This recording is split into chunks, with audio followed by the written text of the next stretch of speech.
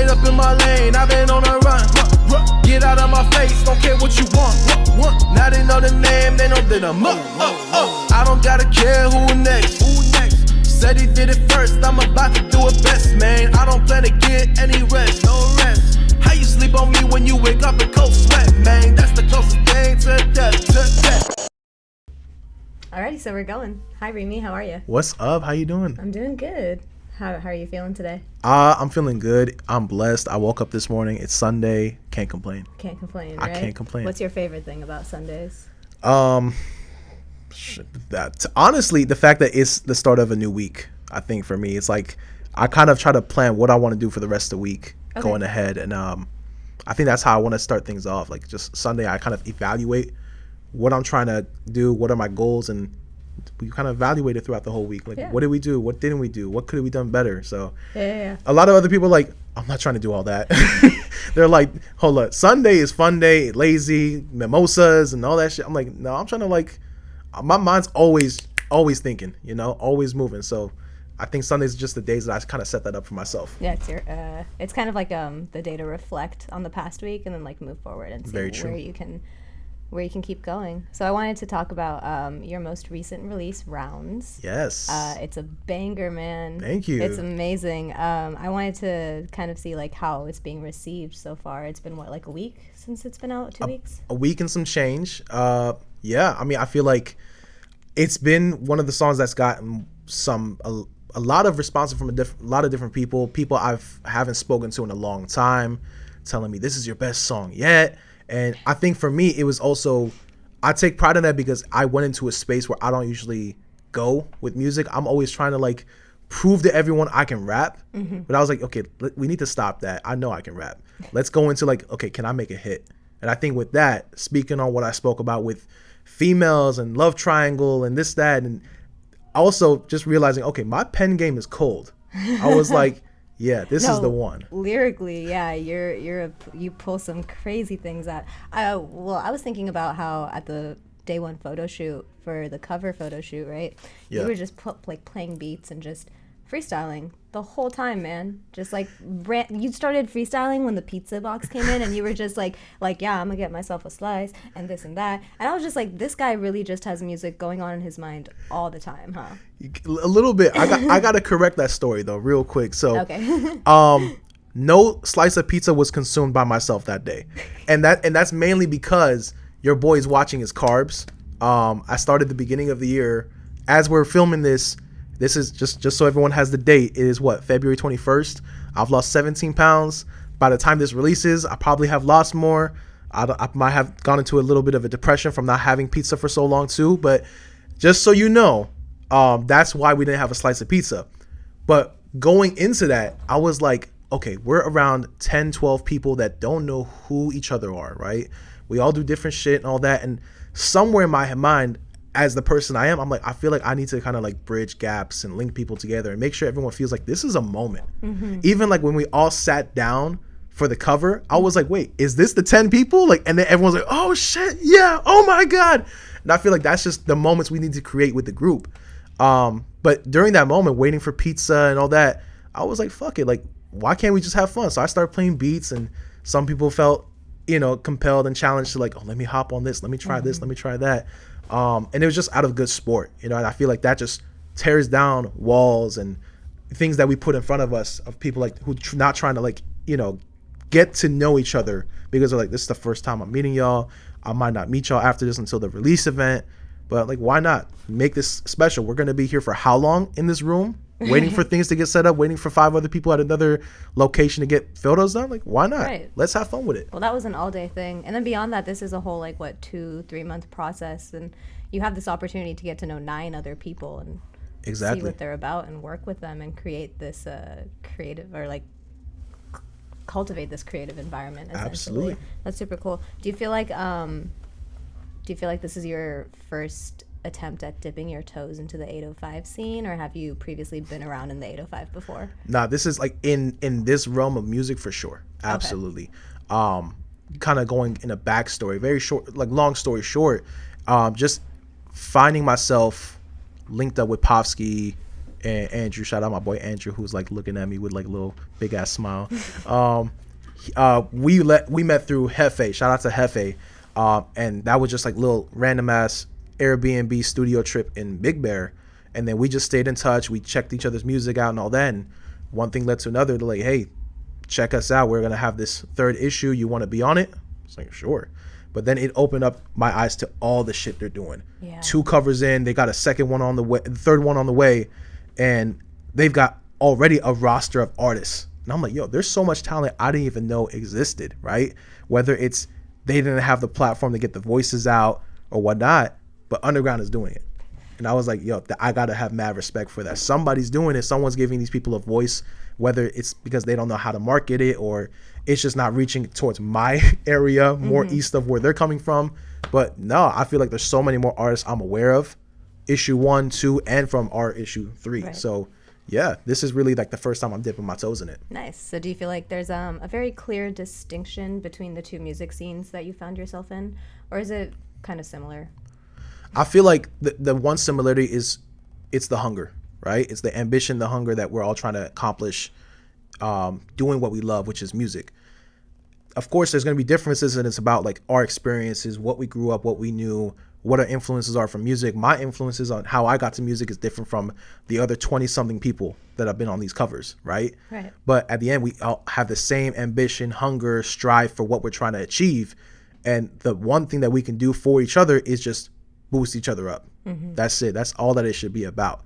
Have your influences, keep that up, make music because it's your music. You don't have to follow anybody else and do it how someone else did it. Right. You know, you can use the blueprint, you can use the foundation, build on top of that. So, yeah. I love that. That's so cool. So I wanted to ask you about the compound sessions because you brought that up. Yes. There. So like that was that your first introduction to Underground and what everything Underground is doing? Oh hell yeah. Yeah. What was that like for you? Because I remember my first time hearing about Underground, I was like, there's no fucking way that this is real. Like this is literally happening in the town that I grew up in, like by people that are my age. And for me, I come from a very like I was working in the music industry, like with big name people, and it was kind of like, oh, I didn't really like the vibe, and this is a lot smaller and more intimate. But like, it was very in my face all of a sudden. I was like, this is real, and I want to know like what other people's approach is to hearing about Underground. Yeah. So like, what was that like for you? Yeah, I mean, like when I walked into the compound sessions, what was it, like late Friday night or something like that? I'm walking in. I'm one of the last people to show up, but then it's really like Andrew and PoliSci were like the last people. Like it was, they came in so late they had no place to park the damn car. I don't know if they got that figured out. There was no valet. I don't know what y'all did, but realistically came in and I see PoliSci with this big ass drink that said 100K on it. I'm like, what the fuck is 100K for? He's like, yeah, my song. I think it was Momentum. He's like, Momentum just hit 100K streams on Spotify. I'm like, oh shit. Okay, we got some big players here, right? I have no idea who's what, and like, at first it felt intimidating. I'm like, am I supposed to be here? Because you got some people with like, you know, this energy, these numbers, and I'm like, can I compete, right? Yeah. But then we figured out just through Hefe is like he built a platform where it's like it doesn't matter how big or how small. This is a community. This is where we can get together, make music together, put the numbers aside, put feature prices aside and producer prices. It's like, let's just make good ass music. Both PoliSci and I discussed after, it's like we didn't make a bunch of songs there, right? We were really there for the ambiance, for the feel.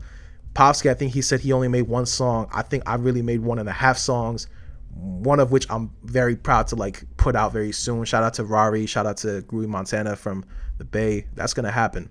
But we didn't really focus on making song after song. That trip, it was really the ambiance. And I think just from there, that's where we built the strength of like getting to know each other.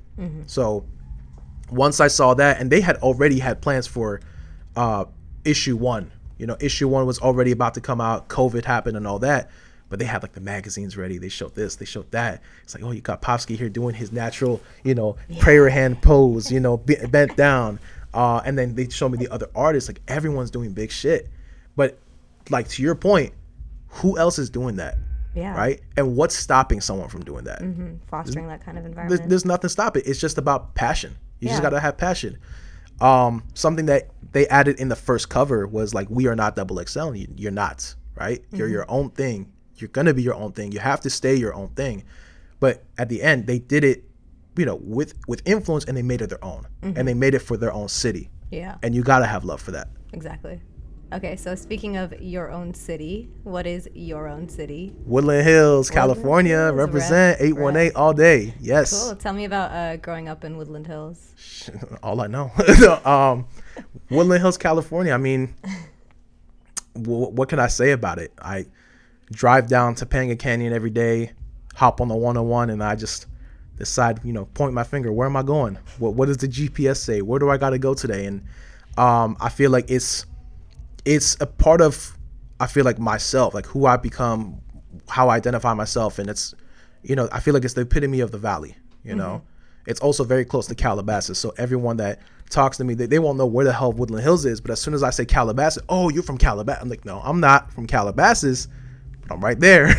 So it's like, it's kind of like you see, the rest of the valley, and then you see Calabasas where kind of like a little bit of money's there. And I say a little bit, like there's money, but it's like, if you had money, you'd be somewhere else. You wouldn't be in Calabasas. You'd be like Bel Air. You'd be all these places like Rodney and I were talking about the other day. It's like, and you can kind of see like the differences in personalities, right? But I feel like growing up, who I've met in the valley in Woodland Hills has made me who I am too. Humble, always trying to learn, always trying to understand people, meet them where they're at in their life, and not just assume. You know? So did growing up in Woodland Hills have any like obvious impact on the way that you create music or the way that you were influenced by music? I would say, because when I first started music, I was like, end of junior year at high school, right? And there was only like a couple people in my grade who would mess around and freestyle and rap, but none of them like really took it serious. Where did you go to high school? I went to Chaminade. Gotcha. Chaminade College Prep, West Hills. Only a couple people were really rapping in my grade, and none of them really took it serious. But back then, I'm like listening to J. Cole, Jay-Z, Drake. There were some other different influences that didn't match what the hell I was supposed to be rapping about, but they slipped through the cracks. But somewhere in there, I was like, you know what? What's stopping me from picking up a pen and pad and trying my hand at it as well? And mind you, I was ass. I was trash when I first started. We all are when we start. Yeah, but I'm like the first hook that you write, it's like, when you go back to it. Terrible. Absolutely terrible. Rodney, my boy Rodney's known me for pretty much my whole rap career. So he can tell you how bad I was. He can also tell you how much hunger I had that I kept trying. Kept going, right? But I would say, just being from Woodland Hills, the thing that stuck out to me is like, I don't know many people from here that are trying to do this. And I don't think it was like I told myself that's the mission I have to do, is I got to be that one person from here to do it. But it's like, well, I don't have much competition in this small area. It's only me. So either you riding with me and supporting, or you just a dick. And that's as simple as that. One way or the other. Do you feel like pursuing music or like pursuing a rap career in an area where rap was like being pursued just regularly, right? Like not everybody on the street was just rapping for fun. Do you feel like that made it kind of taboo, or you were doing something almost rebellious in a way, or was it just purely coming from a place of, this is just what I want to do? That's a good question, because I think for me, hopping on it, it's just what I wanted to do, what I just felt passionate about. But I think in that time, in that space, it's like, well, not many people were really doing it. And people who would think that, okay, you're trying to rap, you're trying to fit in or trying to be someone you're not, and you have to quickly break that mentality from people. And it's like, no, I'm not trying to fit in. I'm just truly passionate. Can I be truly passionate? Yeah, I can. And I think I made sure that people kind of felt that about me too. And mind you, when I was rapping, your boy had a faux hawk, so it didn't even look like I fucking rapped. But, it's, again, you're judging the book by its cover real quick. How long ago was that? How long ago was the faux hawk? 2011, 2012. It was an ugly faux hawk too. Like, I looked like a rooster. Did you like gel it all up and? Oh hell yeah! I had different mousses and products, and it's just it was bad. And then probably a couple years later. That's a style that'll come back. We can pull one of those old photos out and like make it your new album cover. Those photos are deleted. They're gone away. They are sunken down in the ocean with a heavy ass brick. Gotcha. That is not coming back up. It is not floating back. We'll never see the day of light. Never. Absolutely. Well, maybe. Or the light of day. Rodney might have a picture on his Instagram hiding somewhere. Look at him. He said, "I'm looking for it right now. Don't worry." That's called that's called put you on blast. That's called blackmail. Yeah. So yeah, we had a faux hawk. So I mean, with that being said, that goes on to the underlying tone that people sometimes will still judge you, based on a certain look. So when I tell people, like, especially when I would tell people, like, hey, I do music. Oh yeah, bro, send beats. I'm like, I don't make beats. I rap on the beats. And they'll be like, what? I'm like, yeah, I rap on them shits. I don't make the beats. I do now, but my first love was always being the person on the song. On the song. Always. Is it the love for the words? Is that what it is? Is it the words or is it the speaking? Oh yeah. I mean, it's a little bit of both. I mean, anyone that's super ignorant will be like, oh yeah, rap is just people talking over a beat. And it's like, no, it's not. It's really poetic, and it's really challenging at how you put words together, whether it's literal or metaphorical. And I think for me, my biggest influence, Jay-Z and Biggie, and you know how they rap. Like Biggie is just full swagger, right? Yeah. Like effortless. Jay-Z storytelling is super like confident and ambitious when he hops on a song, and I feel like listening to what they're actually rapping about is what I fell in love with. It's the lyrics, it's the storytelling, it's how do you navigate and make a song the way that they did. I think that's what ultimately got me into music. So for you, through studying rappers, I'm assuming, or other musical artists, you were able to create your own creative process. What does your creative process look like?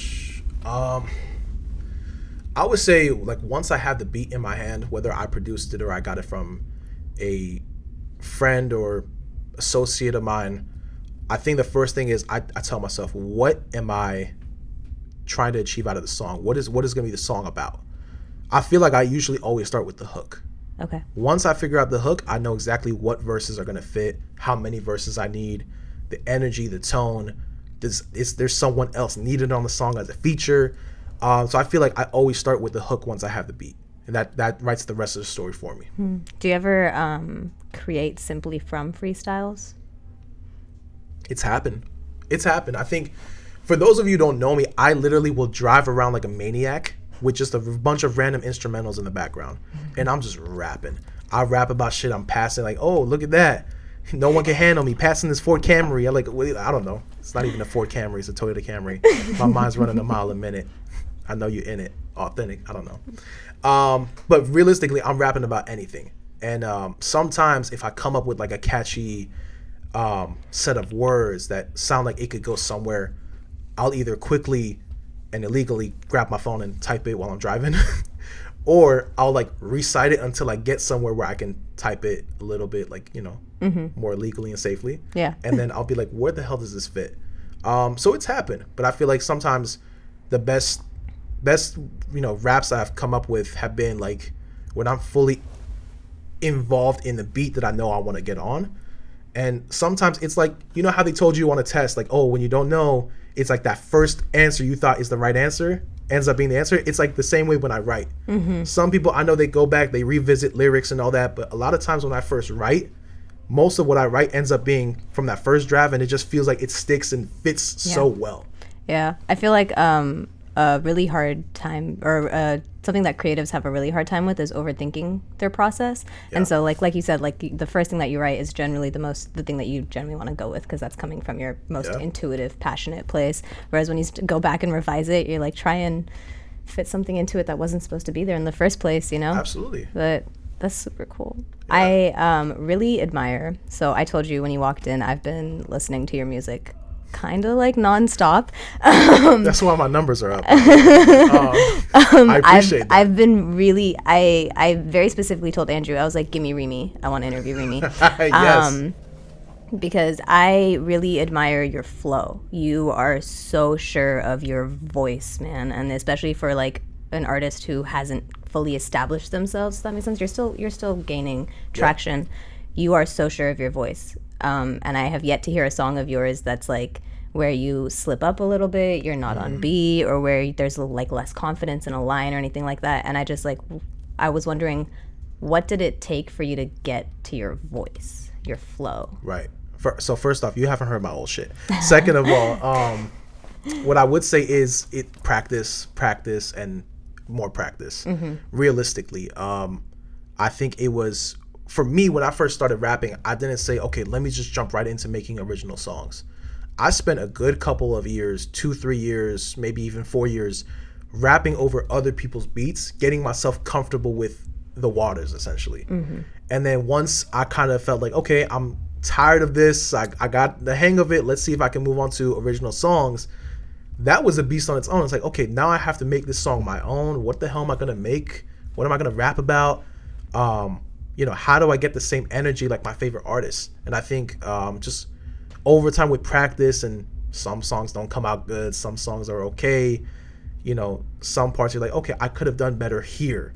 I think I just learned from all that, and I say, let's go ahead and put this all together from here on out.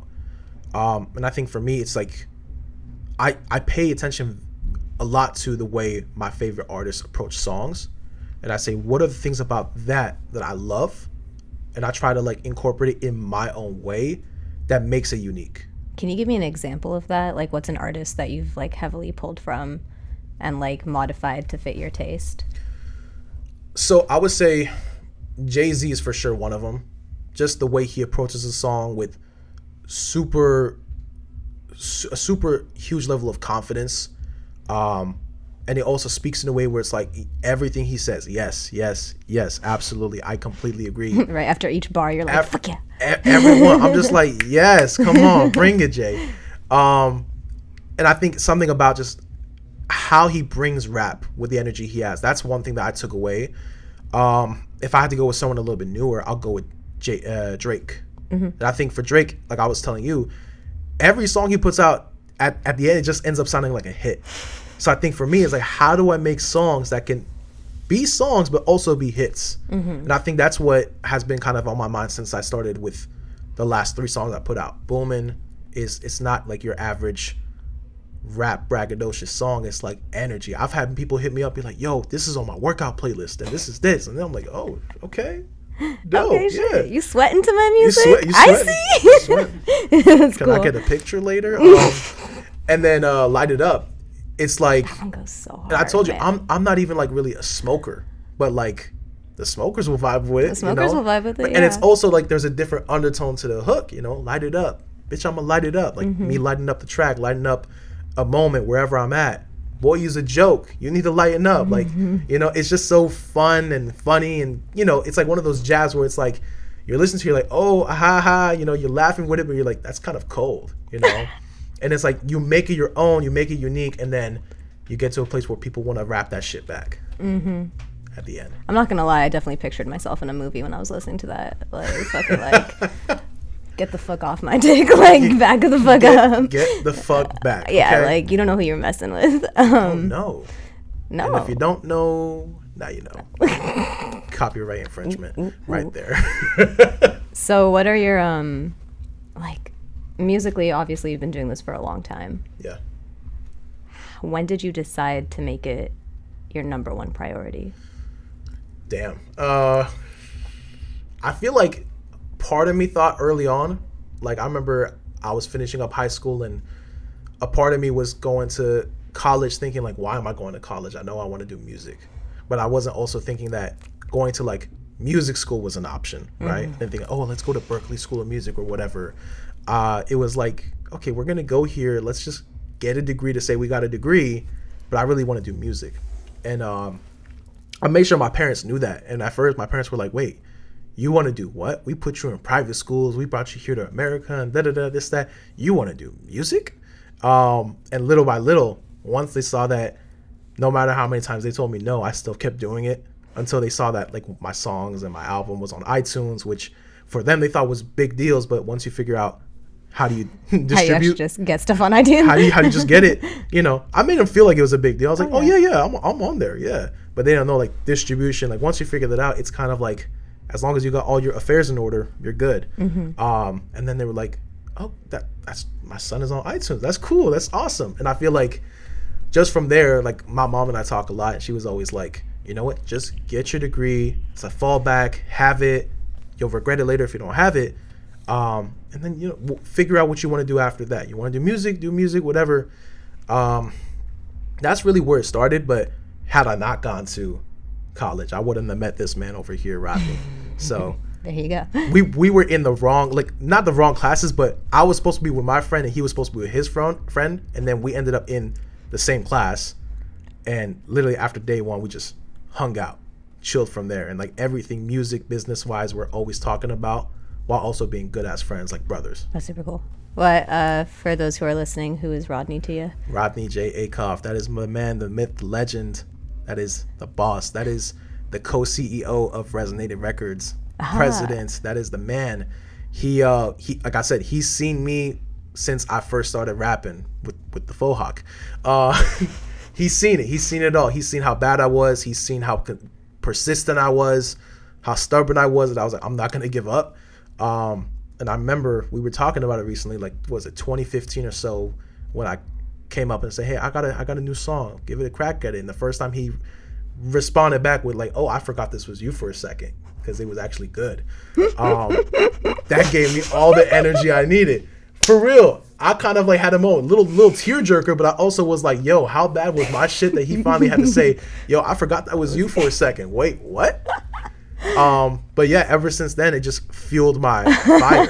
But sorry. You also don't have many people that will be real like that. Yeah, exactly. A lot of people be like, oh, you're still making music?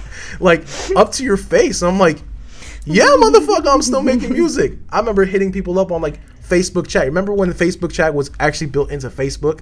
Oh, yeah. In the 2010? Yeah. And yo, check out my song. And here's like the SoundCloud link. Like, this guy. Still promoting music? You're still doing this? Do you not hear yourself? No, I'm too busy listening to myself. But a good one. It paid off. It paid off, and people like Rodney are the people that keep me humble, keep me on my toes, and keep me pushing. And I think because of that, it's the reason why I kept evolving like a damn Pokemon. Wait, how far do they evolve? Like level 90 or something like that? I don't know. I think there's 3 evolutions, but you know. I heard something crazy. I remember playing like a Pokemon game. But then they evolve. Level up like crazy. Okay, they evolve. They evolve like 2 times. Into like, there's 3 different forms of them, but then they can level up to like 99.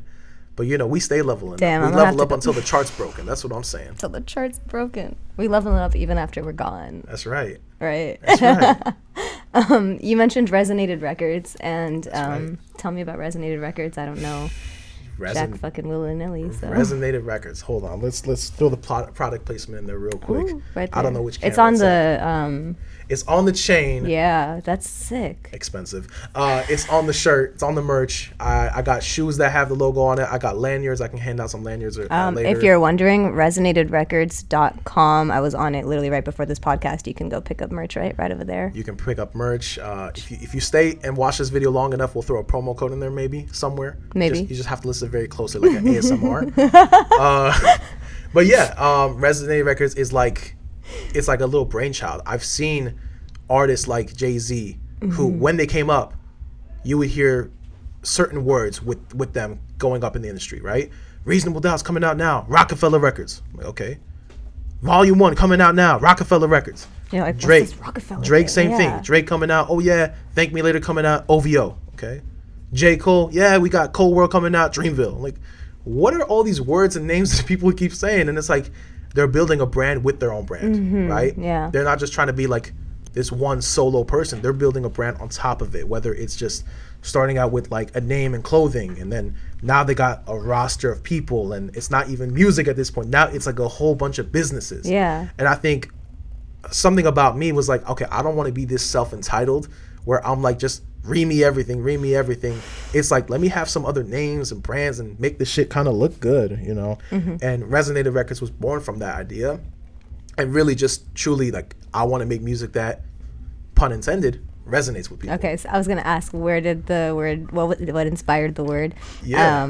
Resonated for me, because I hear it at the start of all of your songs, right? And Inoscope is one of my personal favorite songs. Yeah. I love the play on words, Inoscope and Interscope, and I was wondering, like, where was that mental process? Where did that come from? Man, and Interscope doesn't really get as much love as I feel like it should. It's a banger. Go listen to it. Go listen to Interscope. It also came out real fast too. Like, compared to other shit I put out, it's like kind of slept on. But Interscope, I think that's just how my mind works, right? I'll just like, okay, what rhymes with this and what rhymes with that? And again, it's one of those things when I first heard the beat, I remember I was like mumbling. I'll be like, And I'm like, okay, Interscope, got you Interscope, Interscope, looking like we signed an Interscope. Yeah, I think it's like, cause like one of my bigger influences as well is Dre, and seeing him Dre with Aftermath, and you gonna feel the aftermath like we signed an Interscope, and Interscope is just like one of those other labels that is so respected, and you see the work they do, just like many other labels. But I'm like, how do you make that catchy? And I think that was just how my brain worked, and just made the song and the hook that way. I love that song. Yeah. There's a line that you say, excuse me. You say, you should be sitting and cheering and bigging me up like a fucking mascot. And that shit fucking rolled off your tongue. Yo, I was just like, that one's also slept on line. Whoa, you should be sitting and cheering and bigging me up like a fucking mascot. I heard that shit, and I was like, wait, I need that energy in my life, And you're mentioning a lot about how, like, very early on when you were rapping, you didn't get a lot of like immediate in your face support, and people were like, oh, you still making music type of shit. Oh yeah. So clearly you were your own fucking cheerleader for a long time. You were your own cheerleading team. I had the pom-poms. I just didn't have the outfit. You just didn't have the outfit. I didn't fit in it. How did you put yourself in that mental space to be like, it doesn't matter what's happening externally, it's all about me and what I want to do? I think it that kind of energy, it doesn't just have to sit with music. It can sit with everything. Right. And I think truly at the end, I tell some of my closest friends, like, who's going to look out for you more than yourself? Mm-hmm. No one. Right. No. There might be people who'll tell you that, but at the end, like, they might have their own personal agenda, or life happens and then they have to shift focuses. Who's going to look out for you more than yourself? Mm-hmm. No one. And I think it's the same thing with me with music. Is like, no one else is going to go out of their way and be like, I want to help you with your career. You got to give them a reason, right? Mm-hmm. There might be people now who are like, oh yeah, we want to do this with you, we want to do that with you. That wasn't there 10 years ago, because I didn't give them a reason. Yeah. It's because now that you're making your moves. Yeah, that's simply it. And you can see around you the tightly knit group of people around you that actually will support day in, day out, without any strings attached. Yeah. It's just true love, true recognition in the work that you do, and they're like, that's what you want to do. You just know that there's work involved, and okay, let's get to working. Mm-hmm. So are there other areas in your life where you have to kind of enforce this mindset of like, it doesn't matter what's happening externally, it's just what is in my head, that's it? That tunnel vision. To an extent, not so much in like professionally, like what I do, 9 to 5 and all that, but I would say it's more so like growing up in, Persian household, Middle Eastern household, there's always that stigma of like, okay, you got to do things because the rest of like that community's watching, and like you got to do things because people might talk and this, that, and it's like, how long can you keep living your life with people for others? How long can you keep living your life for others? Realistically, what are they going to do for you at the end? They're still going to gossip. Yeah, they're still going to talk shit. You invite them to the dinner, they start talking about how bad the food was, how late it came out. That was their silverware. We got goldware, not even silverware. It was like, okay, but they still will find some shit to talk about, right? Nothing will ever please them. Yeah. Right? Even if they're like the nicest, most friendly people in your face, there will always be one thing. They'll always find something. So why live that way for others? If they're going to critique that way, just live for yourself. Yeah. They're still going to talk. You just give them a different narrative. That's it. I love that. It speaks volumes, huh? It does. I don't even know what to say after that. I'm like, damn. Let me like sit with that for a second. Yeah. So what are like your let it marinate a little bit, Just let it marinate. Stir the sauce. You were getting very sleepy. Resonated Records. What are some of your 2021 goals with music and outside of music? 2021 goals. I gotta say, music-wise, more songs. My goal is to have an album out by August. Yes. My goal is to have. Is that like a sweet little birthday present for me? It is. When's your birthday? August 12th. That might be the release date. I gotta check. I gotta check again. There you go. Or Aleena. Aleena knows my lyrics better than I do, so it probably has to be that way. I came prepared. You came prepared. Why. She brought up the mascot line. I totally forgot about that line. That's a good one. It's a good one. My goal is to have the album out by August for sure. each song on the album, my goal is to have a video for each song. So it's also like a visual experience. So are you thinking of creating, you know what would be, because you excuse me, you mentioned that you really like movies. So what if it was like I'm picturing something crazy, but I'm going to let you talk. I hadn't even been thinking in that space yet. That might be for the next one. Okay. It might be for the next One album. step at a time, But right, guys? I think my goal is first, like, okay, I've deprived myself from having music videos for so long. Now I'm in a space where I feel comfortable with, first off, my music and myself, that I can actually make music videos. And I think we got 3 done. We got 1 in the chamber. We got 1 planned on the way.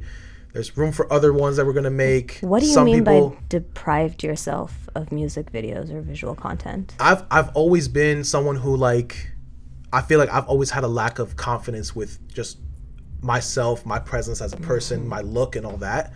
And I think I'm in a place where I feel a lot more confident of who I am when I walk into a room, what I look like, what effect that has. Not that I'm like super over cocky and confident, but it's like I feel more comfortable with who I am when I walk into a room. Or you know who you are now. Right. I know who I am rather than like 5, 6, 7 years ago. Right. I think that was also part of the reason that I wouldn't do videos, because it's like, what am I asking for these music videos to be done? Like, what is the goal? What is this going to say about me?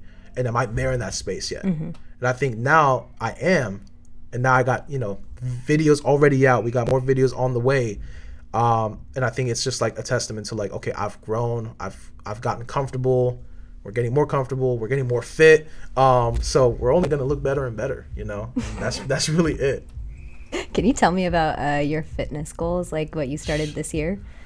So, okay, we started with 327 pounds. We started with a belt that looked like it was getting strained out because, we try to find the hole to like lock it in on the pants. And shirts started adding X's to their sizes, you know what I'm saying? So I had more X's on my shirts than I have X's in my history, you know what I'm saying? But with that being said, it's like, again, I'm gonna let you process that one. I'm gonna keep talking to the people. really enjoy like the random things that come out of your mouth. Clearly, you're always just thinking about these. You gotta just have fun with it. I love it. Some of this shit might end up on a song. You never know. I got more X's than Texas are on my large clothing. I don't know what else you wanted. Why you still boasting? Champagne pouring. I don't know. I'm not trying to do a freestyle right now for y'all. But realistically, I think I've gotten to a place where even in this shape, I felt comfortable, right? But then it became more about health reasons, and also like, my mom always does this to me. I don't know if it's like a backhanded compliment. She's like, "You got such nice outfits. You'd look better if your outfits would look better if you kind of were like in more shape." And it's like, damn, like, okay, I got nice outfits, but I would look even better in them shits if I actually was better. Okay, yeah, that's a backhanded compliment, but only your mother can tell you that. Yeah, and you wouldn't, and you, that's your mother, like you can't. You're like, still gonna smile and you're still gonna smile, laugh, and I'll say fuck you, and she'll say fuck you back, and it's just like that's our relationship, and we still smile at the end of the day. But I think for me, it became more of a health thing, and also like, realistically, I'm selfish. I want to look good, I got more cameras in my face in the past, 2 years than I've ever had in my last 10 years doing music. So why not? Why not look good? And we're trying to get more music videos done. We shot part 2 of the Rounds music video just recently, and the director was like, "Yo, you lost 4 pounds since the first half. This might not match." But like that's the mentality. Like that's the right direction. This might not match. So yeah, that's pretty much like the fitness goals. And my goal is just keep riding this wave till like throughout a little bit of next year. I'm not eating carbs, rice, bread, sweets, sugars, chocolate, soda. That's why you were rapping about pizza instead of eating it, right? Exactly. That's why I was rapping about pizza. I promise you, I left that session remembering every single order. 6 boxes. It was like 2 pepperoni, 1 pineapple, 1 mushroom, and 1 veggie. And there was 1 cheeseless for Andrew. And 1 cheeseless for Andrew. There we go. I will never forget that. So yeah, I'll rap more about pizza than I will actually talk about and eating pizza. And then eating pizza. But. So yeah, but that's pretty much what we're doing right now for fitness. And we'll start actually getting into like working out more, walking more, hiking more. I'm trying to get my ass on a hike right now, and it ain't gonna happen. But yeah. Do you feel like being inspired in another area of your life will generate more creativity in your music? I think so. I think you can never have enough creativity flowing from different parts of your life. No, definitely not. Right? I think It comes from everywhere. again, like we were talking, like you were asking me, like, okay, am I introvert or extrovert?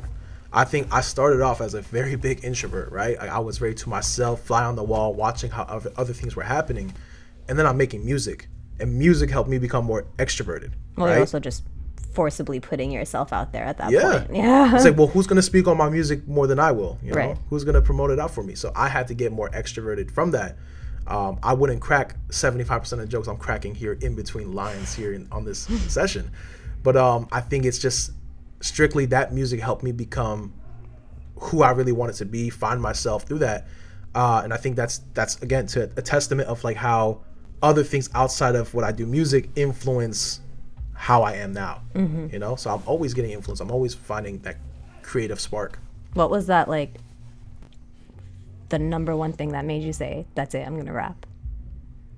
You know the tipping point? The straw that broke the camel's back? I think you know the straw that broke the camel's back.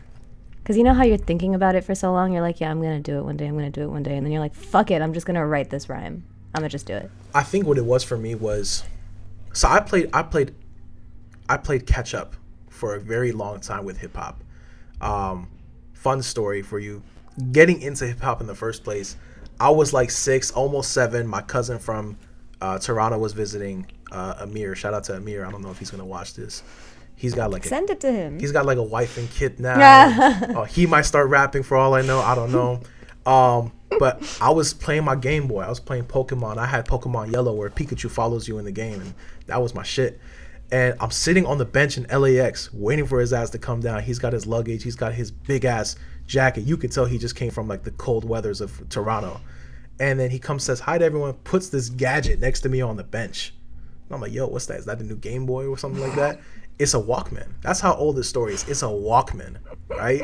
The one you actually put a CD in there. CD held maybe 16 songs at most. And I'm getting, interested because it looks like technology. I put the Game Boy aside. My mom was in disbelief. She's like, he put the Game Boy aside. Grab the Game Boy right now. Yeah, grab it. He's been hooked on that thing since 2 weeks ago. I check out the Walkman, but I'm also respectful because it's not my property. And he comes over. He's like, do you want to know how to use it? I'm like, sure. So shows me the controls, and then he puts the headphones over my ears and he says, press play. What do you think was playing? I don't know, Jay-Z? No. Wait, how long ago was this? This is 99. NWA. No. That's the thing. It wasn't even hip hop. What was it? Linkin Park. Shut up. Shout out to Agora Hills, Linkin Park. I'll take it. So Linkin Park was playing, and it was Hybrid Theory, the first album, and he's like, Good do you like it? stuff. He's like, do you like it? I'm like, yeah, I like it. Made me a illegal copy, Been there, done that. Before we know about LimeWire. We'll get to LimeWire as well. He made me an illegal copy, and I started bumping that. And I remember like how into it I was and how not into it my mom was, because I would play the song and it was like that second hook, or the second song with the hook was like, shut up, shut up. And my mom's like looking at my cousin, my cousin's like, what the hell are you putting in my kid's head? He's 6. He's about to go to school, starts rapping shut up and shit. And I just fell in love with Linkin Park. So just through that, I started trying to find out more information. Your boy figured out how to work a computer. We started learning solitaire first, and then we knew how to actually. Of course, yeah. Got to play Minesweeper first. Right, Minesweeper, which I did not know how to play Minesweeper until just recently. I don't think anybody actually knew how to play Minesweeper back in the day. It's just like, okay, whatever these numbers meant, just like. I just clicked. That's it. You just clicked. No, I promise you, just 2 years ago, I kind of figured out how it actually works. You're going to have to explain that I might to have me. to explain Yeah, it because I want to off- know the rules of the game. Off the camera, I'll have to explain. But yeah, so I figured out how to work in computer, and then you start hearing things and people saying LimeWire, and I'm like, LimeWire, what's that? So you start getting LimeWire, you start searching like your favorite things, and Dude, you're bringing me back to the old days. I'm bringing too. it back. Yeah, right? I'm like, whoa, LimeWire. This is OG. Little green thing, and you would hear stories about like fucking police knocking on people's doors and saying, "Oh, you did this much illegal content and download." Like, and I'm always scared. I'm like, if I press click on it, I'm 8-9 years old. Like, am I really trying to risk my life right now? Am I getting in trouble? Is For my this mom gonna yell at me? For this Linkin Park discography? Yep. For me, it was Led Zeppelin, but yeah. There you go. So I click download. And we're downloading shit and all that. We get Meteora, and then we get like the Reanimated and whatever. And then we get this next one, Collision Course, and I had no idea what Collision Course was. I start pressing play, and I'm like, yo, so this is like recycled bars, recycled lyrics on a new beat. What the hell is this?